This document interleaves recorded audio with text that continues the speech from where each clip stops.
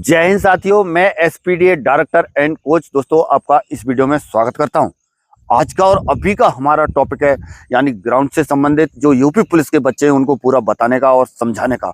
और खास तौर पे क्या है, एक जो है पूरा ग्राउंड देखोगे, इधर पे देखोगे पूरा सही है, इधर पे देखो पूरा दिखाओ बेटा, पूरा दिखाओ। ग्राउंड एकदम से सही है, लगातार बारिश चल रही है, अभी भी मौसम खराब है, सुबह का वक्त है, सुबह होने को जा रही है, हम लोग यहाँ पे पहुंच चुके हैं। और यहाँ पे बगल में देखो सबूत के साथ इतना पानी जल ही जल हो रहा है, यहाँ पर इतना जल ही जल हो रहा है।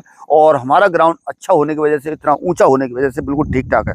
इसमें अगला पॉइंट एक ये है, जैसे एग्जामपुर के साथ जो घटना अभी हुई है, घटना हुई क्या है, वो लगातार इतने मतलब उसमें वहां पर कोचिंग वालों को इतना डरा दिया है, वहां के गुंडों ने, माफियाओं ने 1 करोड़ रुपए जो है उनसे वसूलने के लिए बोला है।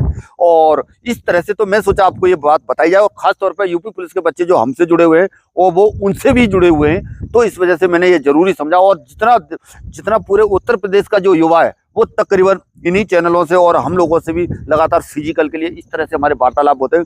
और जिस तरह से मैं सच्चाई और ईमानदारी के साथ जो मैं रहता हूं, तो वो चीजें मैं आपको इसमें क्या है पूरा जो है बताने की कोशिश करता हूं। और वही चीज मैं आपको बता रहा हूं, 1 करोड़ रुपए वसूलने के लिए इतना मैं आप लोगों को इतना बताना चाहता हूं कि ऐसे वहां पर बोला है। और वो जो क्या कहता है विवेक सर है, तो उनके पास लोग जो है क्या कहते हैं गए और इतना हराम का खाने के लिए घूम रहे हैं बहुत ज्यादा। मैं इन चीजों के लिए, अब जो बच्चे मेरे से पहले से जुड़े हुए हैं, मैं इन चीजों के सख्त बहुत खिलाफ रहता हूं। मैं हमेशा ईमानदारी में रहने की कोशिश करता हूं और इसी तरह से बच्चों को ईमानदारी सिखाता भी हूं। और आपको भी मैं हमेशा बोला हूं, आपको जब ये यूपी पुलिस की वर्दी मिल जाए तो वहां पर भी आपको बिल्कुल ईमानदारी से ही रहना है। बेईमानी की नीयत बिल्कुल नहीं होना चाहिए, किसी गरीब का पैसा नहीं लेना है। और इस तरह से आप रहेंगे तो मैं बता रहा हूं आपको खुद को सुकून मिलेगा, किसी की दुआ और बद्दुआ आपको नहीं लेनी है। आ रहा समझ में? और उनके साथ जो हादसा इस तरह से जो बताया जा रहा है, खास तौर पर कि जैसे उनके पास लोग गए और जाने के बाद में उनसे 1 करोड़ रुपए के लिए 6-7 दिन पहले गए और 1 करोड़ रुपए मांगने के लिए बोला, ठीक है ना।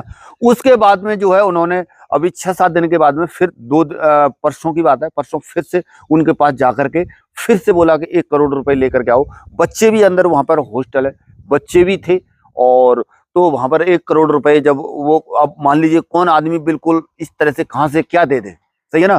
और वहां पर धमकी भी दी, पेट्रोल डाल के जलाने के लिए भी बोला। और बिल्कुल क्लियर कट वहां पर उनको इस तरह से बोला गया कि जैसे मान लीजिए बिल्कुल सब कुछ जो कुछ है यही है। और मैं एक बात और समझता हूं कि देखो, कहीं ना कहीं शासन या प्रशासन कहीं ना कहीं थोड़ा बहुत लिप्त जरूर होता है, तभी ये कार्रवाइयां होती हैं। और इतना खूंटा ठोंक करके उन्होंने वहां पर जाकर के बोला है कि ये तो तुझे देना ही पड़ेगा। आ रहा समझ में? तो मेरा सबसे ज्यादा जो खास तौर पर जो हमारे जो बच्चे हैं, वो जो ईमानदारी से जो आज तक हमसे जुड़े हैं, और आपको भी मैं समझता हूँ कि ईमानदार ही हैं, सही है ना। तो मैं इस वीडियो को उन लोगों के पास जरूर भेजना जो खास तौर पर जो जितने भी बच्चे हमारे यूपी पुलिस का एग्जाम दे रहे हैं और नहीं यूपी पुलिस का फिजिकल करने जा रहे हैं, और यूपी पुलिस में जितने भी शामिल हुए हैं, उनके पास आपको इस वीडियो को जरूर भेजने की जरूरत है। और सभी से मेरी ये गुजारिश है, आपको ईमानदारी से रहना है, बिल्कुल बेईमानी बिल्कुल नहीं होनी चाहिए। सबसे बड़ी बात इसमें ये थी कि जैसे मान लीजिए बताया ये जा रहा है कि ये करने के बाद में 112 नंबर पर कॉल की गई, वहां से पुलिस आई, पुलिस आने के बाद में और पुलिस को के सामने भी वो लोग जमे रहे। सोचने वाली बात है, इतनी हिम्मत जो जो मान लीजिए प्रशासन के सामने वहां पर जम गया। और शासन के ऊपर से इतने बड़े आदेश है, कड़े आदेश है कि मतलब गुंडा माफिया देश छोड़ के भाग जाए। योगी जी ने ये क्लियर कट बोल रखा है कि गुंडा माफिया यहाँ से हमारा जो क्या है उत्तर प्रदेश छोड़ के भाग जाए। ये भागने की तो बात रही दूर, बिल्कुल सीना चौड़ा करके बैठे सामने, बोल रहे हैं कि ये तो देना ही पड़ेगा। इसमें मैं बता रहा हूं योगी जी, आपको इसमें कोई बड़ा संज्ञान लेना चाहिए।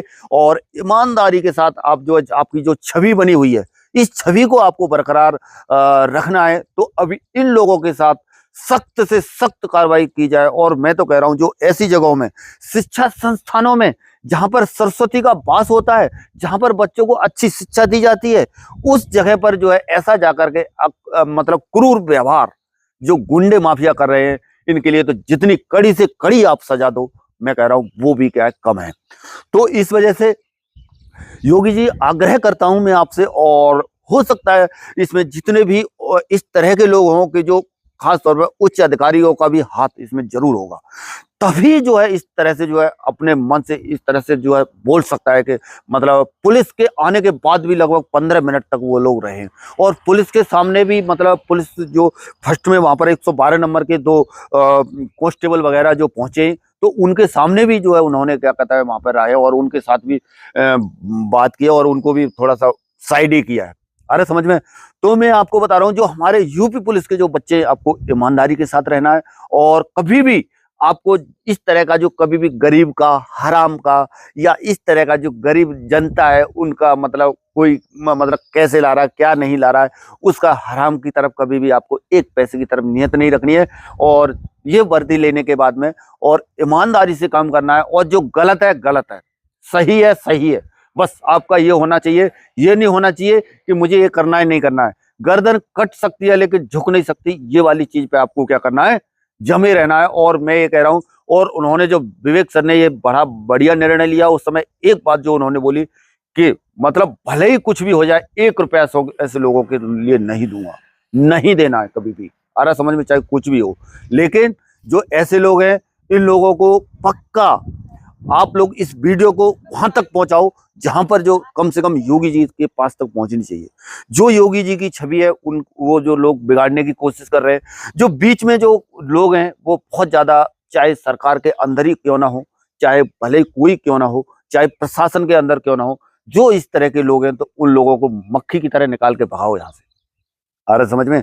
आपका मुंह से बोला हुआ शब्द उस पर अमल भी किया जाता है, लोगों ने देखा भी है और नजीर भी आपने दी है और देखा भी जा रहा है। तो इस नजीर को आपको बरकरार रखने के लिए मैं कह रहा हूं अभी के अभी आपको इस पर इतना कोई बड़ा इस तरह का कदम लो जिससे कि आपकी छवि हमेशा के लिए बढ़ती रहे और जनता आपको ये समझे कि मुझे जो है क्या कहता है एक न्याय मिला। जो जिस तरह से देखा जाए, जो मान लीजिए एक ऐसी जगह में करना एक बहुत बड़ी बात हो जाती है, बाकी जगह तुम कर रहे हो तो चलो थोड़ा बहुत वो एक अलग बात हो गई।